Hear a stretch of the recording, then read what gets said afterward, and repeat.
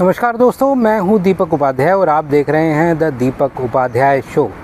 इस शो में हम आपको आज बताएंगे कि क्यों सरकार ने एलपीजी के कमर्शियल सिलेंडर्स के ऊपर से प्रतिबंध हटा दी है। साथ ही साथ राम जन्मभूमि में 6 लोगों के खिलाफ एफआईआर दर्ज की गई है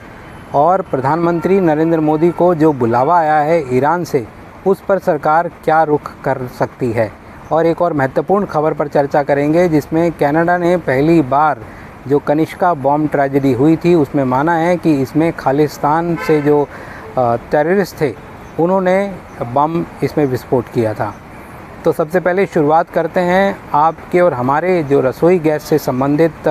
मुद्दा है, यानी कि कमर्शियल एलपीजी का। तो सरकार ने अब जब खाड़ी देशों में तनाव कम हो गया है और स्ट्रेट ऑफ हॉर्मुज से हमारे यहाँ पर एलपीजी और तेल की सप्लाई स्टार्ट कर दी है, तो सरकार ने जो एलपीजी के ऊपर प्रतिबंध लगाए हुए थे, खासकर जो कमर्शियल एलपीजी के ऊपर, उसको आज समाप्त कर दिया है। यानी कि जो कमर्शियल एलपीजी अभी तक लिमिटेड सप्लाई की जा रही थी उसको वापस से खोल दिया गया है। तो ये बड़ा कदम है क्योंकि अभी तक इस सप्लाई के कम करने की वजह से जो रेस्टोरेंट और होटल बिज़नेस है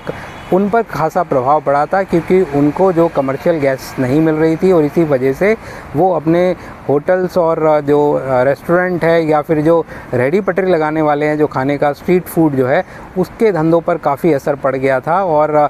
इनके प्राइसेस भी बढ़ गए थे। तो अब ये जब एलपीजी क्राइसिस समाप्त होने की ओर है तो सरकार ने ये जो प्रतिबंध हटा दिया है, इसके बाद अब ये सिलेंडर, कमर्शियल सिलेंडर वापस मिलने शुरू हो जाएंगे और इनकी जो प्रॉब्लम्स थी वो कम हो जाएगी। लेकिन एक बड़ी बात यह है कि सरकार ने इस पूरे क्राइसिस को बहुत अच्छे से मैनेज किया, जबकि पूरी दुनिया में एलपीजी को लेकर बहुत बड़ी समस्या थी, क्योंकि दुनिया का बड़ा एक एलपीजी एक्सपोर्ट हब जो था वो स्ट्रेट ऑफ हॉर्मुज से होकर ही गुजरता था और वहाँ पर क्योंकि टैंकर्स आ जा नहीं पा रहे थे इस लड़ाई की वजह से, तो काफ़ी समस्या हो गई थी दुनिया भर में और भारत ने इस क्राइसिस को काफ़ी अच्छे से निपटा। हालांकि कुछ सख्त कदम ज़रूर उठाए, लेकिन कुल मिलाकर बहुत ज़्यादा परेशानियां लोगों को नहीं, और समय समय पे जो भी कदम उठाए, चाहे वो केरोसिन ऑयल का कदम हो या लकड़ी जलाने के लिए जो कानून में नोटिफिकेशन देके फेरबदल किया हो, इस सब की वजह से ये जो क्राइसिस था वो अच्छे से निकल गया। तो अब आने वाले समय में वापस जो चीज़ें हैं वो नॉर्मल होती हुई आपको दिखेगी। हालांकि एक बात और ज़रूर करना चाहेंगे कि जो क्राइसिस की वजह से प्राइसेस बहुत बढ़ गए थे मेटल के, चाहे वो एल्युमिनियम हो, स्टील हो, सोना हो, चांदी हो, और अब जब ये क्राइसिस ख़त्म हो रहा है तो ये जो मेटल्स हैं इनके प्राइस एकदम से गिर रहे हैं और इसका असर शेयर बाज़ार पर भी दिख रहा है और मेटल कंपनियों के शेयर जो हैं वो गिर रहे हैं। हालांकि जो ऐसा कहा जा रहा है कि जो चांदी है उसकी कीमतें ज़रूर गिरी है, लेकिन लंबे समय तक वो गिरी नहीं रहेगी, क्योंकि चांदी की जो डिमांड है, कमर्शियल डिमांड है, वो बहुत अच्छी हो रही है। तो बढ़ते हैं अब अगली खबर की ओर, जो कि राम जन्मभूमि ट्रस्ट से जुड़ी हुई है। वहाँ पर जो चंदे चोरी की बात जो की जा रही थी उसमें आज एक कदम उठाया गया है और 6 एक्यूज़ के खिलाफ चंदा चोरी के मामले में एफआईआर दर्ज हो गई है, जो कि राम जन्मभूमि तीर्थ क्षेत्र का जो थाना है वहाँ पर दर्ज कराई गई है। और राम जन्मभूमि ट्रस्ट जो है उनकी ओर से ये दर्ज कराई गई एफआईआर है, जिसमें टीनू यादव मुख्य अभियुक्त हैं। उनके साथ 5 लोग और हैं, लेकिन बड़ी बात यह है कि जो एसआईटी बनाई गई थी उसकी रिपोर्ट पेश करने के 2 दिन के बाद ये शिकायत पुलिस थाने में दर्ज की गई और जहां पर ये एफआईआर दर्ज हो गई है। तो उम्मीद है कि इस एफआईआर के बाद जो ये चंदा चोरी के जो आरोप थे उनकी सच्चाई अब लगभग लोगों के सामने आ गई है। मेन एक्यूज़ उसमें गिरफ्तार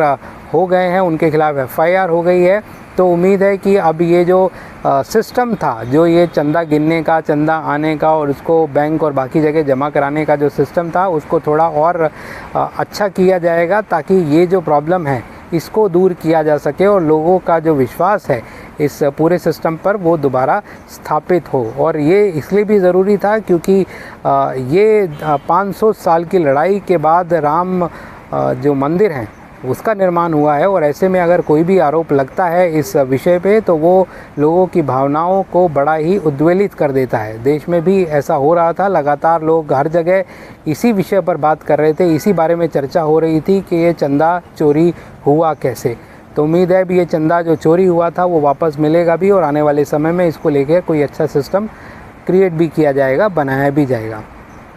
बढ़ते हैं अब अपनी अंतिम खबर की ओर, जो कि कनाडा से आ रही है, जहां पर जो कनिष्का एक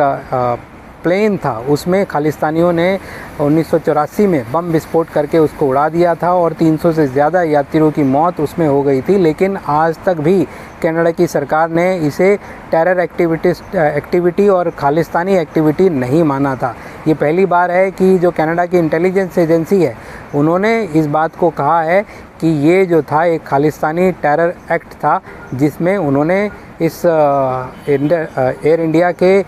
कनिष्का हवाई जहाज़ को बम विस्फोट से उड़ा दिया था और इसमें लगभग 342 लोग मारे गए थे। ये एक बहुत बड़ी ट्रेजेडी थी, लेकिन उससे भी बड़ी ट्रेजेडी ये थी कि जिन लोगों ने इस विमान को बम से उड़ाया था उन पर आज तक आरोप लगाए ही नहीं गए थे, उनको एक्यूज़ ही नहीं कहा गया था, बल्कि ये जो दबाव था, ये जो पॉलिटिकल दबाव था, उसकी वजह से कनाडा आज तक इस बात को कहने से बचता रहा, जबकि भारत लगातार इस बात को कह रहा था कि आपके यहाँ पे से हमारे यहाँ पे टेररिस्ट एक्टिविटी हो रही है, हमारे यहाँ के टेररिस्ट जो हैं, खालिस्तानी टेररिस्ट जो हैं आपके यहाँ पर आके बस रहे हैं, वहाँ से टेरर एक्टिविटी चला रहे हैं, हमारे देश को नुकसान पहुँचा रहे हैं। लेकिन कनाडा इस बात को आज तक मानने को तैयार नहीं था। तो ये एक बहुत बड़ी कूटनीतिक सफलता है, पहली बार कनाडा ने ये माना है। तो उम्मीद है आने वाले टाइम में जो खालिस्तान से टेरर एक्टिविटी पंजाब और भारत के खिलाफ हो रही है उसमें कुछ रोक लगेगी। आज के लिए इतना ही, नमस्कार।